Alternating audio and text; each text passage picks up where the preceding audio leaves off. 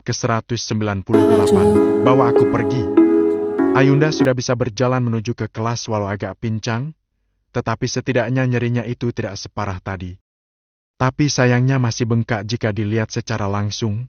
Untung saja ia selalu memakai kaos kaki, sehingga membuat kulit tubuhnya tak terlihat kecuali wajah dan tangan. Ayunda datang ke kelasnya, duduk di sebelah Chandra dengan diam. Kata-kata sang ayah masih terngiang jelas diingatan. Bagaimanapun ayahnya itu tetap tak ingin jika Ayunda kuliah di Swiss. Padahal itu akan menjadi pencapaian yang membanggakan di hidup Ayunda, dan dirinya ingin memiliki cita-cita sendiri bukan diatur keluarga. Ayunda tahu bahwa ayahnya hanya khawatir karena dia adalah anak perempuan yang baginya mungkin masih membutuhkan penjaga. Tapi Ayunda sendiri yakin bahwa ia bisa menjaga diri sendiri. "Hei, kenapa diam saja?" Pertanyaan dari Chandra mampu membuat fokus Ayunda kembali lagi. Enggak ada apa-apa kok." "Kamu ini mengagetkan aku saja," tatap Ayunda kesal. "Haha, maaf, aku hanya bertanya saja. Lagian siapa suruh bengong sendirian seperti itu?" Tanya Chandra lagi. Gadis itu hanya diam, rasanya malas menanggapi siapapun. Bukan karena ia sombong atau tak ingin berteman, hanya saja Ayunda terbawa masalahnya sendiri. Itu membuat Ayunda bad mood dan terlihat seperti tak bersemangat dalam hal apapun itu. "Nah kan, bengong lagi. Ada apa sih? Kamu boleh kok cerita sama aku?" Ujar Chandra mencoba mendekati Ayunda. Ayunda tersenyum di balik cadar hitamnya, dan entah kenapa Chandra yang melihat itu malah semakin suka. "Maaf ya Chandra, aku memang sedang tak mood untuk mengobrol.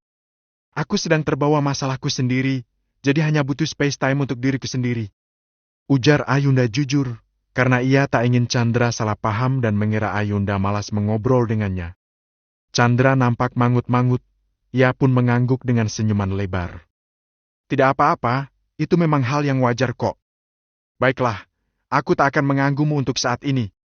Tapi jika butuh sesuatu, aku akan dengan siap membantumu selagi bisa. Jangan lupakan itu ya." Ujar Chandra. "Ah iya, makasih banyak Chandra."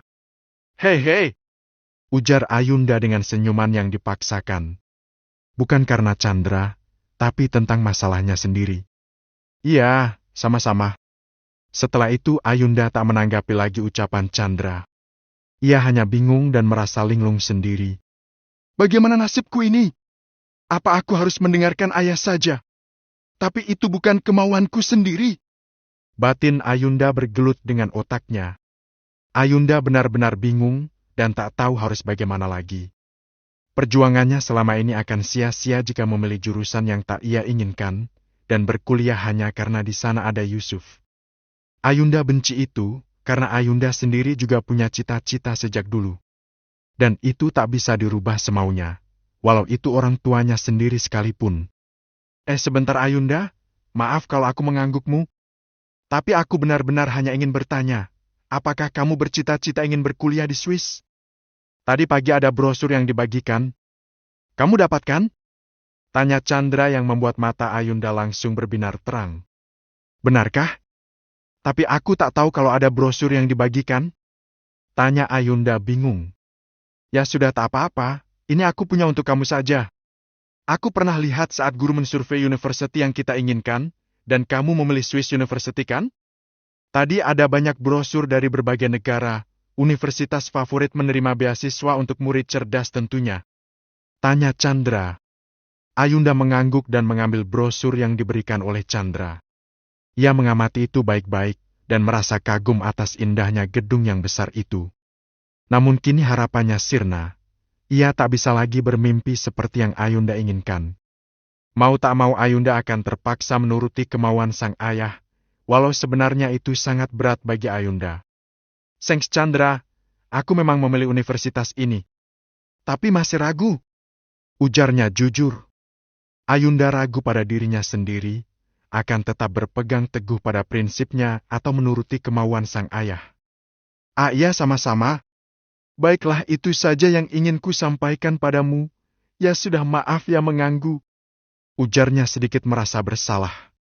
Tak apa-apa Chandra, Justru aku yang harusnya berterima kasih kepadamu atas brosur ini. Balas Ayunda jujur. Brosur ini mungkin sangat penting baginya nanti. Ayunda tak mengerti bagaimana ke depannya. Entah siapa yang akan menang, sang ayahanda tercinta atau kerja kerasnya sendiri. Ayunda hanya bisa pasrah saja menerima semua ini. Tak bisa ia pungkiri bahwa kemungkinan jika dirinya benar akan tetap kuliah di Kairo. Chandra mengangguk, lalu keduanya kembali fokus pada ujian masing-masing. Sempat salah satu pengawas mencurigai mereka. Namun, pada akhirnya tahu pembahasan apa yang dibahas kedua remaja itu. Ayunda sedikit tak fokus pada ujian kali ini, karena semangatnya benar-benar surut, dan Ayunda tak mengerti bagaimana mengembalikannya. Ingin menghibur diri sendiri, kalau ia akan diizinkan kuliah di Swiss.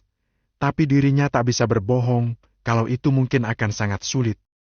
Selama ini Yongki terlihat sering bercanda pada anak istrinya, terutama Ayunda. Tapi sekali membahas hal penting saja, tak ada yang bisa mengalahkan watak keras sang ayah. Termasuk Ayunda sendiri, walau sebenarnya watak kerasnya Ayunda adalah keturunan dari Yongki. Dari bangku lain Cuaca melihat Ayunda yang terlihat galau. Ia ingin tahu apa yang sahabatnya itu sedang hadapi. Barangkali Caca bisa membantunya. Namun sayang mereka sedang ujian dan sedari tadi pengawas tak henti-hentinya berkeliling mengawasi semua orang. Bisa menjadi masalah kalau Caca ketahuan berbincang-bincang dengan Ayunda, walau sebenarnya tak saling mencontek. Caca menggeleng. Ia tak ingin Ayunda galau seperti ini. Namun Caca sendiri tak mengerti apa yang terjadi dengan Ayunda. Bisa jadi memang sedang bad mood saja, atau bingung mengerjakan soal. Akhirnya Caca punya ide. Ia siap ingin menulis surat yang diremas jadi bila kecil, dan akan dilemparnya pada Ayunda. Caca merobek kertas kecil berbentuk persegi panjang, untuk menuliskan notenya di sana. Namun saat ia merobek itu, ternyata ada salah satu penjaga tampan yang mana guru itu masih sangat muda. Ia mendatangi Caca dengan wajah datar dan barangnya, karena melihat gerak-gerik Caca yang memang jika tidak tahu aktivitas yang akan dilakukan olehnya, pasti semua orang mengira ia ingin mencontek. Karena memang gerak-geriknya terlihat mencurigakan, wajar saja guru itu pun juga akan menjadi salah paham. "Hei absen 1, kenapa merobek kertas? Ingin menulis contekan?" Tanya guru itu garang, membuat seisi kelas ikut fokus ke depan. Caca kaget dan bingung. Ia terlihat gelagapan sendiri dan merasa merinding. "Maaf Pak, itu saya yang menyuruhnya merobek kertas.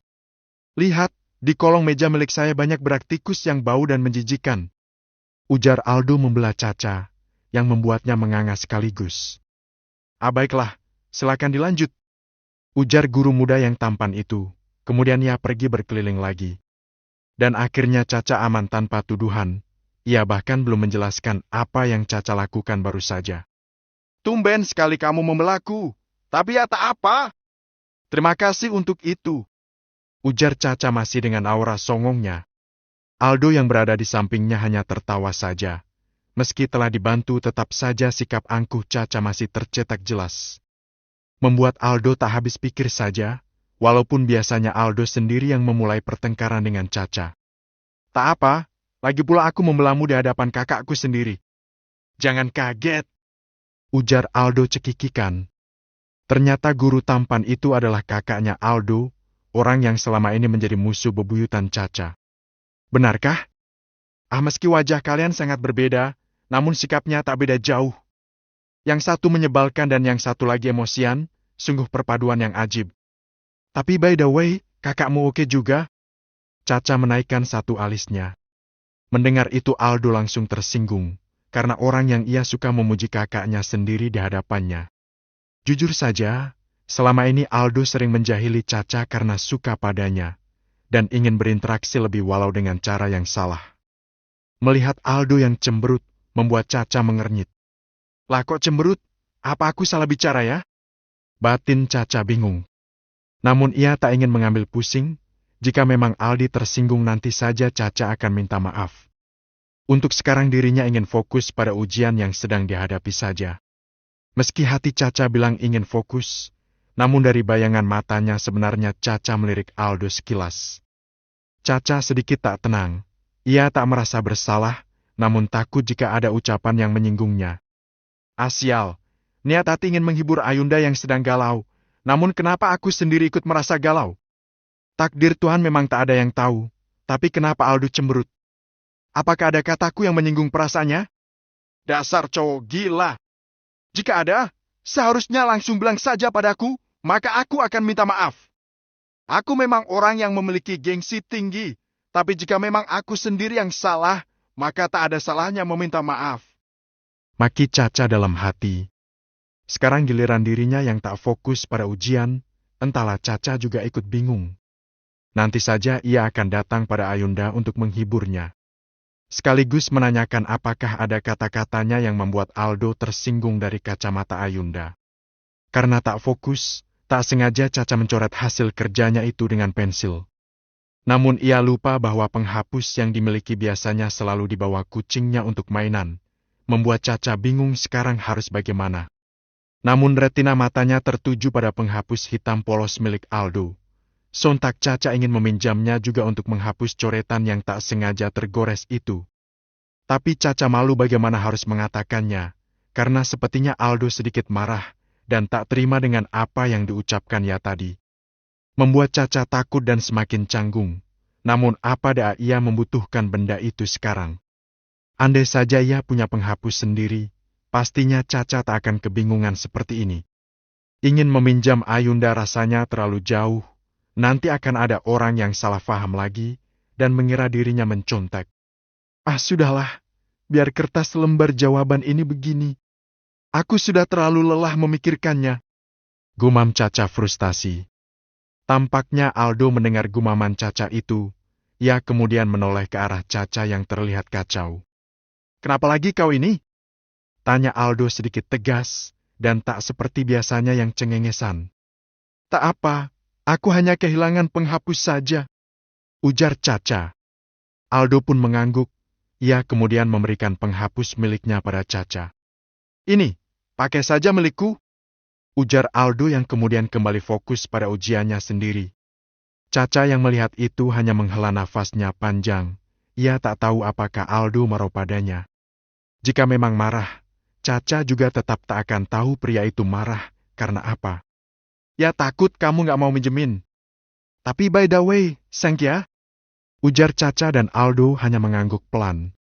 Tak terasa waktu cepat berlalu, membuat Caca kehilangan banyak waktu. Padahal dirinya kini belum mengerjakan banyak soal. Hampir 40% dari seluruh soal belum ia kerjakan. Dengan kekuatan speed dia berpikir keras, dan sesekali melirik-milik Aldo. Pertama kali Caca mencontek, biasanya ia memilih menjawab ala kadarnya daripada mencontek yang kemudian bisa saja menjadi masalah. Tapi kali ini karena kepepet, Caca terpaksa melakukannya, sebab ini adalah ujian kelulusan. Bukan lagi ujian kenaikan kelas, sesekali Caca juga sempat membuat jawaban yang salah, agar terlihat tak mencontek. Dan untung saja Aldo tak tahu apa yang dilakukan oleh Caca padanya, membuat gadis itu sebagai bukan main. Ting-tong. Ting-tong. Bunyi bel istirahat menggema seantero sekolahan, dan lembar jawaban Caca masih kosong. Lina nomor membuatnya bingung. Aldo melihat itu. Ia akhirnya juga sempat khawatir dan melihat soalnya sendiri. Dengarkan aku, waktumu tak banyak. Ini jawaban berurutan. Ujar Aldo yang membuat Caca semakin tegang. A, B, A, C, E. Ujar Aldo. Dan dengan kekuatan super kilat Caca langsung menyalin itu ke lembar jawaban miliknya sendiri. Sudah? Tanya Aldo yang memang sebenarnya peduli pada Caca. Iya sudah, terima kasih banyak. Ujar Caca senang. Akhirnya ia bisa menyelesaikan lembar jawaban miliknya dengan tenang. Iya. Jawab Aldo, yang kemudian wajahnya kembali cemberut seperti sedia kala yang membuat Caca bingung. Namun ia ingin bersikap bodoh amat. Lalu menghampiri Ayunda dan mengajak gadis itu untuk makan di kantin. Mereka mengantri, dan ternyata antrian sudah sangat ramai membuat Caca sedikit malas. Ia menyuruh Ayunda untuk mencari tempat duduk, dan Caca yang akan memesan makanannya sendiri. Beberapa saat kemudian Caca datang membawa 2 nampan dengan kesusahan. Namun ternyata nampan sampai di meja mereka dengan aman. Ini Ayunda, Kamu mie ayam ceker dan es jeruk kan? Tanya Caca, dan Ayunda hanya mengangguk lemas. Ada apa sih? Aku lihat sedari tadi diam saja. Ada masalah ya? Sini cerita sama aku. Ujar Caca yang memang turut prihatin melihat sahabatnya yang biasa ceria menjadi gadis pemurung. Awaknya Ayunda terdiam, karena mengatakan masalahnya mungkin akan membuat ia semakin menyayangkan hal itu. Jadi begini, orang tuaku ingin aku meneruskan kuliah ke Kairo. Tapi kamu tahu sendiri kan, sedari dulu aku sangat ingin berkuliah di Swiss. Kamu tahu apa alasannya? Tanya Ayunda, dan tentu saja Caca menggeleng. Kata ayah di sana ada Yusuf yang bisa menjagaku, tak masuk akal bukan? Aku sudah besar dan bisa menjaga diri sendiri. Dan aku juga punya mimpiku sendiri. Keluh Ayunda merasa sangat dilema. Menurutku memang benar bahwa kamu pasti punya mimpi sendiri, tapi Swiss memang terlalu jauh Ayunda. Apa tidak ada jurusan yang sama di Indonesia? Atau begini saja, kamu kuliah di Indonesia dan tak perlu keluar negeri. Di sini juga banyak kampus bagus, tapi jika kamu memang masih ragu ya dipikirkan dulu baik-baik. Dan jangan lupa salat istikharah untuk melibatkan Allah dalam rencanamu ini. Pasti kamu akan menemukan jawabannya. Ujar Caca sambil meminum esnya. Ayunda mengangguk, apa yang Caca bilang ada benarnya. Namun tetap Ayunda ingin berkuliah di Swiss. Untuk itu ia akan salat istikharah nanti, untuk meminta petunjuk dari Allah. Sepulang sekolah dia bersama Cuaca menuju ke gerbang, di sana rupanya ada Helmi yang menatapnya dari kejauhan. Tetapi saat melihat dirinya berjalan kurang nyaman lelaki itu, langsung berlari ke arahnya. Ayunda, kakimu kenapa? Tanya Helmi panik.